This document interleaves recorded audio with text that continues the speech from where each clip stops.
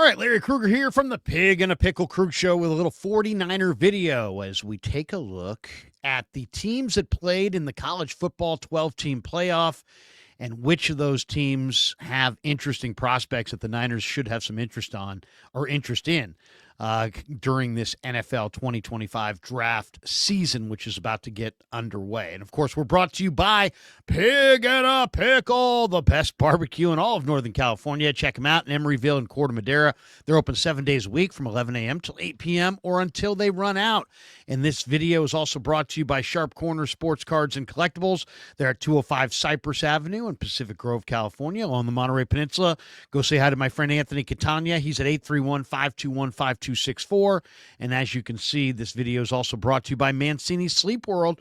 They're a proud sponsor of the Krug Show now. Mancini's offers a 120-night guarantee with a range of brands and price points. Man, I'm loving my Mancini's bed. With Mancini's, you get free next-day delivery. Click the link below or go to sleepworld.com and find a bed that works for you. Whether you shop online or visit in store, all you got to do is use the code KRUG10 and you'll get 10% off. KRUEG 10, Krug 10, and you'll get 10% off in any of Mancini's stores or online at sleepworld.com. All right, 49ers season is over. We are down to conference title game weekend, and then a couple weeks after that, the Super Bowl, and then the offseason is here. The All-Star games, the East-West Shrine game, the Senior Bowl. Then it's time for the Combine in February, and then, of course, you've got the workouts in the month of March and the draft coming up in April. But let's take a look at the 12 teams in college football and what players they have that may be of interest to the 49ers in the upcoming draft. And there's a bunch, so we'll go team by team. And we'll start with the Ohio State Buckeyes. Buckeyes won the national championship. They are the best team in college football, and they have a ton of talent and a bunch of guys the Niners should have interest in. The ones that are my personal favorites on the Ohio State Buckeyes, I just love their two running backs, Travion Henderson and Quinshon Judkins. Henderson is maybe a little bit better receiver out of the backfield, maybe has a little bit better speed, long speed. Judkins, though, is just a whirling dervish of high energy. He's really, really hard to get down. Now, he doesn't have quite the long speed. You'll catch Quinshon Judkins from behind. When Travion Henderson gets 3 steps on you, he's gone. But Judkins is going to be really good on the goal line. He runs with tremendous body lean, tremendous power, second effort, third effort. I mean, he's like a wild animal out there. You cannot bring him to the ground. He's just got arms and legs and everything's flailing. He's just runs with tremendous power. I'm a big fan of Quinshon Judkins, and if he's there in, let's say, round 3, even though the 49ers have had a hard time with their round 3 backs, I wouldn't hesitate. Quinshon Judkins is a difference-making running back, in my opinion. Now, the Buckeyes have a bunch of guys. At wide receiver, Emeka Egbuka is going to be a first-round pick, very productive player throughout his Ohio State career. The guard, Donovan Jackson's probably going in the first round. Will Howard, the K-State transfer at quarterback, will eventually get drafted in the mid-rounds. But let's take a look at a couple other guys that I really like. Now, on offense, I kind of like G. Scott, the tight end. You know, he's not highly rated. He's probably going to be a 5th, 6th, or 7th round draft choice, but he's pretty athletic, moves pretty well, good hands, plucks the ball with his hands, looks like a pretty high-end athlete. I think G. Scott could be a good day 3 guy for the 49ers. On the defensive side of the ball, so those guys are all on the offensive side of the ball. For the Buckeyes on the defensive side of the ball, a lot of people like Jack Sawyer, the defensive end from Ohio State, but to me, he just looks very stiff.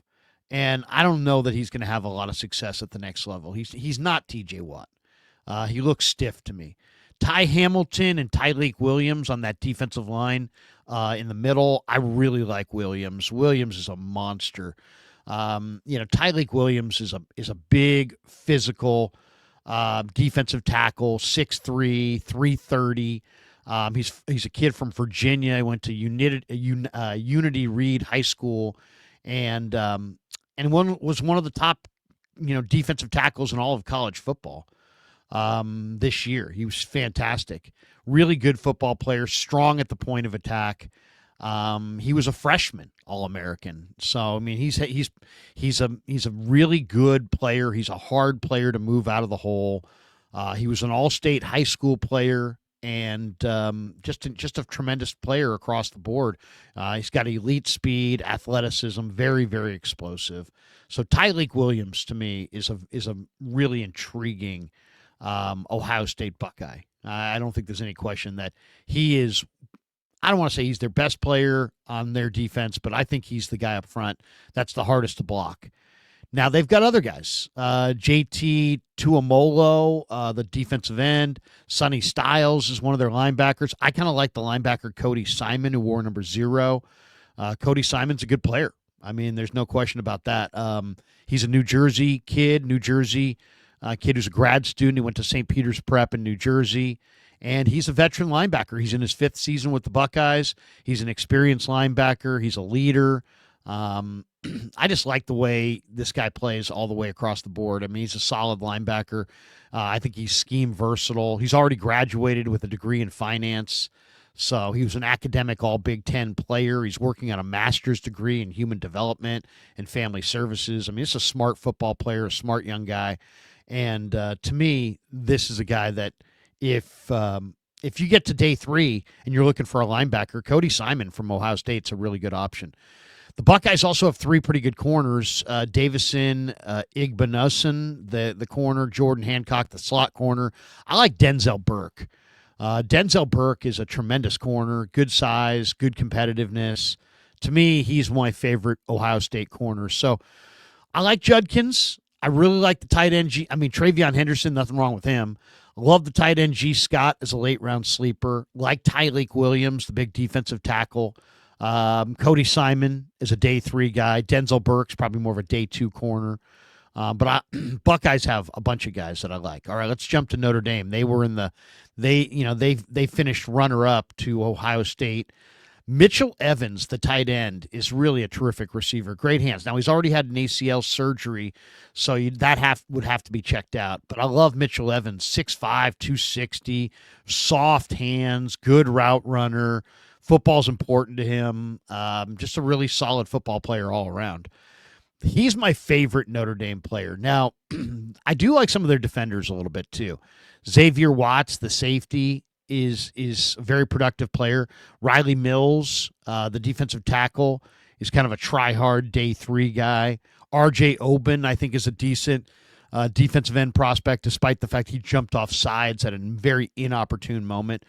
But I would have to say they've got Morrison, the corner, who's going to go in the 1st round, late 1st, early 2nd. He's a tremendous player. But I kind of like Ryan Clark's kid, Jordan Clark, who started off at ASU and transferred to Notre Dame. Solid corner. Not going to be a day 1 or day 2 guy. He's a day 3 corner. But I really like him. I think he's going to play in the NFL for, 5 to 10 years and be a solid player. So Jordan Clark is probably my favorite Notre Dame player on that side of the ball. I love Mitchell Evans as far as their draft-eligible players on the offensive side of the ball. Howard Cross, the third, whose dad played for the New York Giants, is a good player, but he's undersized. Notre Dame's got a couple good players, but I like Mitchell Evans the most, and then Jordan Clark the second most.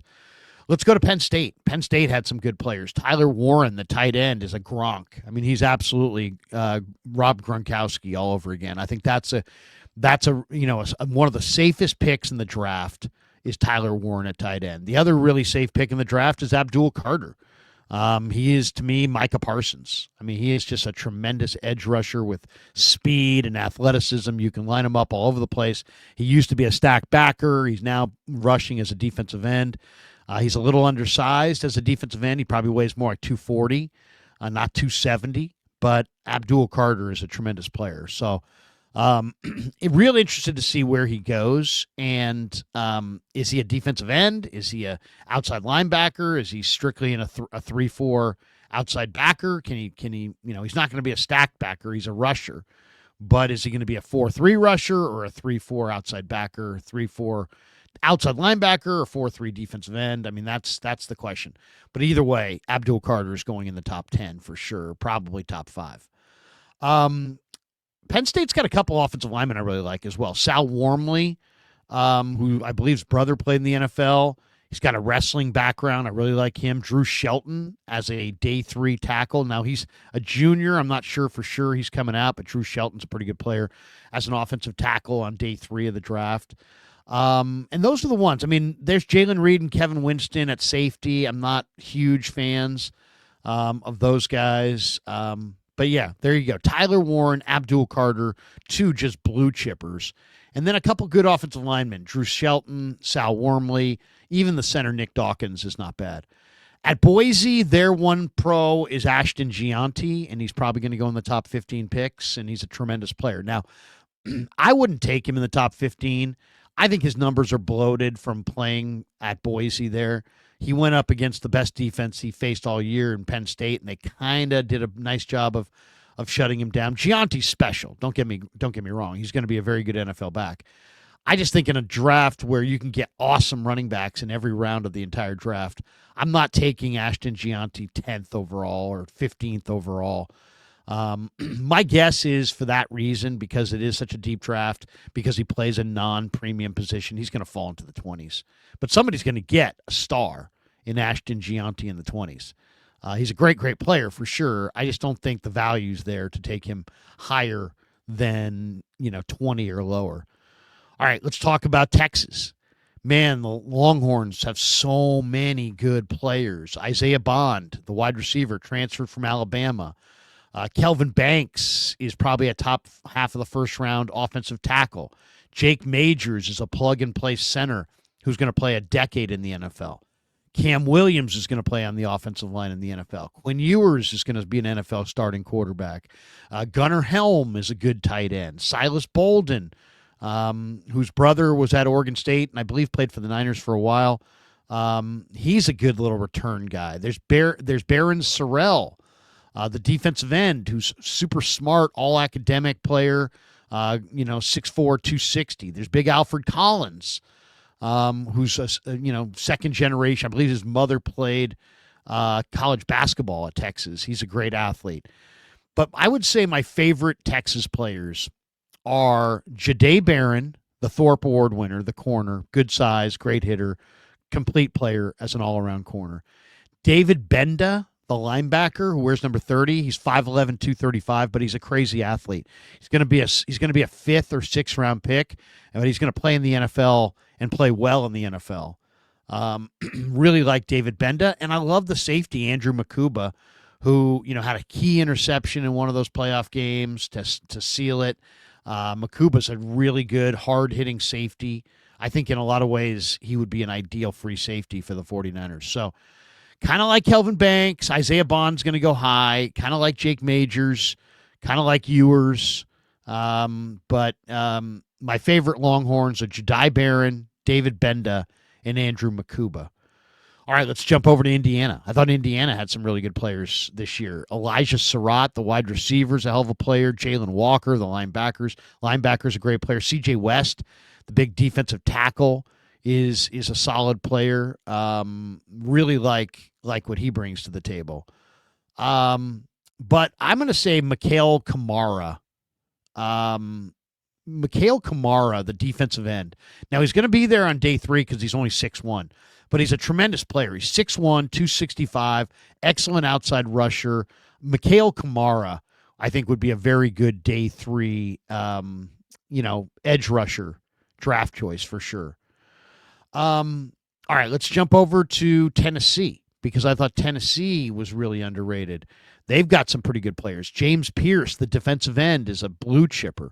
Omar Norman Lott started off at ASU and transferred. Omar Norman Lott is a NorCal guy. He played his high school ball at Grant Union High School in Sacramento. And he was a 4-star recruit and then went to ASU and transferred. He's big, he's physical. I mean, Omar Norman Lott is an intriguing player for sure.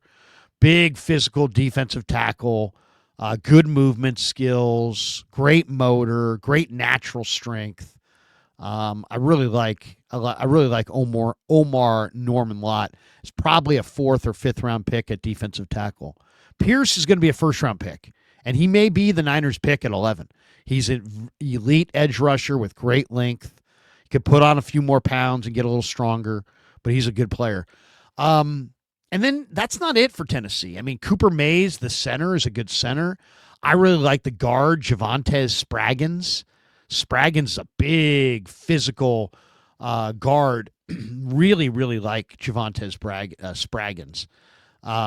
Really good football player. And he was a 3-star recruit. He's from East St. Louis High School in East St. Louis, Illinois. And in high school, he helped his team, win the state title. They won the Illinois Class 6A state championship. Javontes Armid Spraggins is his name. And they call him the zookeeper because he hoisted up an opponent's stuffed toy mascot that fans give him following victories. So they call him the zookeeper. What he is just a monster. He's just a beast. He was the SEC Offensive Lineman of the Week a couple times in 2022. Just powerful, relentless offensive guard.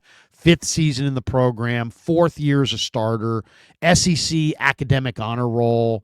He wears the SEC graduate patch. Played in 56 career games, 48 career starts, 47 at right guard. But the guy's athletic. He started as a jumbo tight end once in 2020. Did have a knee injury in November of 2023. But this guy's big, physical, smart, tough. Javontes Spraggins. Really like this player. I think this is a guy who I would definitely look for in the 3rd day of the draft. Like him a lot. And then there's, Tennessee's got a couple other guys. Dylan Sampson, the running back's really, really solid. John Campbell is an offensive tackle who transferred from Miami, who's got a lot of talent. So, yeah, Tennessee's definitely got some good players. My favorite guys there, James Pierce, Omar Norman-Lott, and Javontes Spraggins. All right, let's jump over to Georgia. Georgia maybe has some of the best talents in this draft. I mean, Dylan Bell, Colby Young, Dylan Fairchild, Jared Wilson, Trevor Etienne. Those are the late round guys. I mean, Jalon Walker is the Butkus Award winner. He's awesome. Now, he's more like a defensive end than he is a stack backer. But in the pros, he's going to play that stack backer spot. He's a star. He's a great, great player. I don't think there's any doubt about it. I think he's going to be, kind of a Devin White might be a good comp. Inside linebacker who's great at shooting gaps and rushing the passer. But Jalon Walker is just on a different level than everybody else. Mikael Williams looks the part. I mean, this guy is, the first guy off the bus. If you were putting together a movie on football, you'd want this guy. I mean, he is just ripped. He's big, he's strong, he's 6'4", he's 265 pounds, he's ripped. He's a good but not great player. He looks like a great player, but he's just a good player. But Georgia's got 2 or 3 other really, really good players. Nazir Stackhouse, the defensive tackle, I think is very strong at the point of attack. I think he's going to be a 5th-round pick, and he's going to be playing the NFL for a long time. Love Nazir Stackhouse as far as the value there. Dalen Everett, the corner, big corner, kind of reminds me of Akello Witherspoon, got a lot of talent. Malachi Starks might be the Niners' pick at 11. He's a future Pro Bowl free safety who can run and hit, and he's just a superstar. I mean, he's one of the cleanest prospects in this draft. Malachi Starks has just been a big-time player for the Bulldogs for a couple years now, and he's just a hitter. He can cover. I mean, he's everything you want. He's a blue-chip free safety. He's a plug-and-play, day-one free safety. If you draft Malachi Starks, you start him next to Malik Mustafa, and they play together for the next 10 years. I mean, Starks at free, Mustafa at strong. That's your safety tandem basically going forward. Malachi Starks is awesome. I mean, he is a great, great player. And then I would say the one sleeper on the Georgia team, a lot of people don't say anything about him. He was Stanford's best player. It's Benjamin Urasek, the tight end, and he's probably going to be, 5th or 6th round pick. And he's going to be a very good NFL player. He's a good receiver. He's not the biggest guy, 6'4", about 250. He's not like one of these 270-pound guys. He's not a converted offensive lineman. He's a receiver. He's a tight end who can catch the ball. He's got sticky hands. He's a good route runner, good football player. He was Stanford's best player, and he transferred to Georgia, and At Georgia, he was just kind of a guy, just kind of one guy there. They had Oscar Delp and a couple other people at tight end. But Urisek's going to play in the NFL for sure. And he's going to be a good NFL tight end probably for the next 5 to 10 years. He's solid. I mean, to me, he's kind of like a Zach Ertz. He's very similar to a Zach Ertz. All right, let's jump to ASU. They were in the college football playoff, and they got a couple guys. Shamari Simmons is a pretty good safety, and Leaf Vitanu, the guard, the UNLV transfer, pretty good player at guard. But, man, the guy that everybody wants from ASU is Cam Scatabo. I think he's a fullback, running back. He's a little undersized to play fullback, but he's not quite true every down running back. He's more of a jack of all trades, throwback football player type guy. I mean, he's you win with guys like this, but maybe he's a replacement for Juice. I mean, he's about 216 pounds, so he needs to put on 5 or 10 pounds of good weight and kind of make himself more of a fullback, H-back type. As a running back, he's too limited as far as he doesn't have some of the incredible traits that the best running backs have. But he's a smart football player. They used him in all kinds of gadget plays, really competitive. I mean, this guy single-handedly brought ASU back in the playoff game. So Cam Scatabo, I would say he's going to get overdrafted probably in the third round, late third, maybe early fourth. But, yeah, if you're looking to move off of Juszczyk, a guy like Scatabo might be the answer. All right, let's talk about SMU. SMU had some good players. Brashard Smith, the running back, hell of a player. R.J. Maryland, the tight end, the junior, is really good. But to me, they got two guys that you got to keep your eye on. One is the defensive end, the Miami transfer, Elijah Roberts, who's 6'3", 295. He's kind of a defensive tackle in a 4-3. He could be a defensive end in a 3-4, kind of a 5 technique, big body defensive end. He's got movement ability, so he could play that defensive end in a 3-4, or he could play defensive tackle in a 4-3. Good football player, and he plays hard. And Elijah Roberts is a good player for sure. The guy that's I think kind of a sleeper, he's really intriguing, is Ja'Kai Clark. And Ja'Kai Clark is a jumbo center guard. We were talking about 330-pound center, and he definitely was overweight. Definitely a guy that's that needed to get in better shape. But he got in some better shape, and to me, he really started to get better and better and better as the thing went on. I mean, as the season went on. He's a center. He's a center or a guard. And he's intriguing. He's a really intriguing player. He's very, very powerful at the point of attack. And this guy's just got natural leverage, real natural leverage. 6'3", 334 pounds. Now, he probably needs to drop some LBs, but I love the movement ability. He started off at Miami. He started off at Grayson Community College, then went to Miami. He's from Loganville, Georgia, 6'3", 334.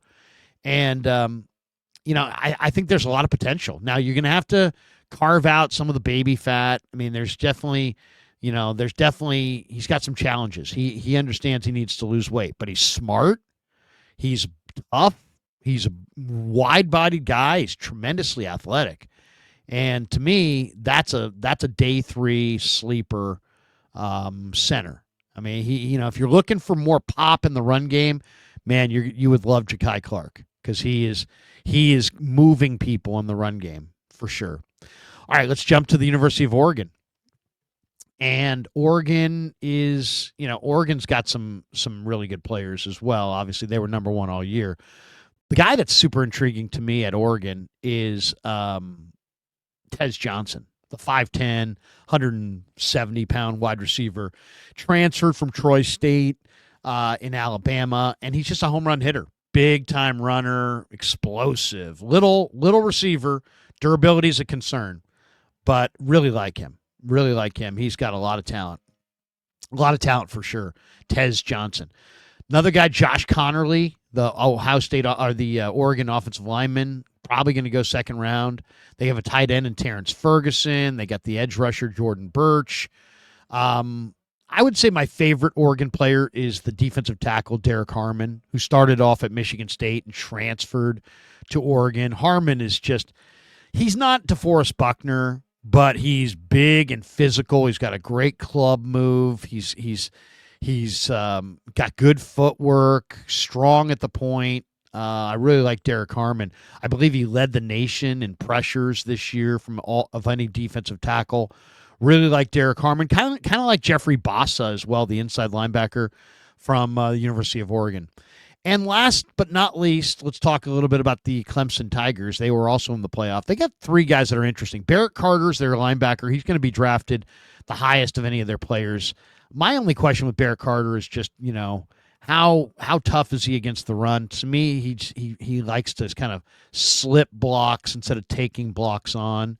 But he was a productive player for sure. And then they also have a tight end, Jake Briningstool. And Briningstool's an interesting player. He was a high recruit, athletic tight end, really has a lot of talent. And then Mickens, the R.J. Mickens, whose dad Ray Mickens played corner for A&M back in the day, and so his son is RJ, probably Ray Jr. Mickens, and he's 6 feet, 210-pound safety. He was a grad student. He's went to Carroll High School, Southlake, Texas, and then this year finished third on the team. He had a career high 85 tackles, 6 tackles for loss, 7 pass breakups, 2 interceptions. He started all 13 games, voted by his teammates as a permanent team captain. This guy's good. This is a good football player and a really solid football player. Football's important to him. I think you're probably going to be able to find this guy in the mid-rounds. R.J. Mickens. He wears number 9 for the Clemson Tigers. And to me, that was a good football player at Clemson. And if you watched Clemson football, this guy made a lot of plays. He really did. So Barrett Carter, Jake Briningstool, but R.J. Mickens would be my favorite at Clemson. If I was going favorite player at each school, I'd probably go R.J. Mickens at Clemson, Derek Harmon at Oregon, Cam Scatterbo at ASU. I'll go with Ja'Kai Clark just on potential, the center guard from SMU. At Tennessee, James Pierce is their best player. I like Javonte Spraggins. I think Spraggins is going to be a day 3 steal. At Georgia, my favorite player is Jelon Walker. Malachi Starks, Jelon Walker, it's a coin flip either way, but Jelon Walker is just, to me, he's just a playmaking machine. My favorite player at Indiana is Mikhail Kamara. My favorite player at University of Texas is David Benda, the linebacker. Love David Benda. He won't even be one of the top 4 or 5 picks for Texas, but I love him the most.